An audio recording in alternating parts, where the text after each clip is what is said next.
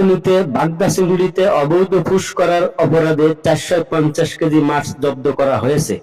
এ সময় অবৈধ jelly push করা 155 কেজি বাগদা চিংড়ি আগুনে পুড়িয়ে বিনষ্ট করা হয় এবং অবৈধ পুশ করার সময় পাশে থাকা ভালো 300 কেজি মাছ উপজেলার বিভিন্ন এতিমখানায় এতিম ছেলেদের ও বিভিন্ন মাদ্রাসায় খাওয়ার জন্য বন্টন করা হয়।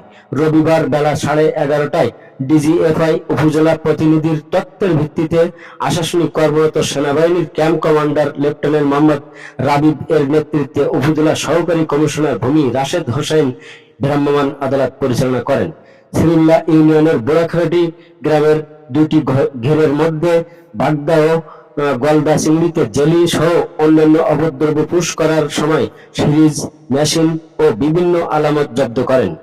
এ বিষয়ে ডিজিএফআই সাংবাদিকদের জানান, ভ্রাম্যমাণ আদালতের উপস্থিতি টের পাওয়ার আগেই শাহজাহান হোসেন ও আলমগীর হোসেন নামের দুই অসাধু ব্যবসায়ী পালিয়ে যায়।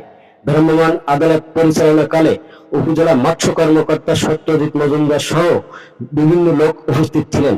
বিএম আলাউদ্দিন, আশাশুনি থেকে।